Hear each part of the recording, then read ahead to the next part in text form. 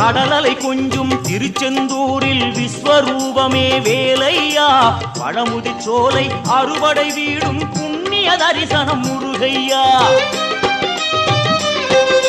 திருநீர் அணிந்து வரும் போது நெஞ்சில் நிம்மதி பிறக்குது கந்தையா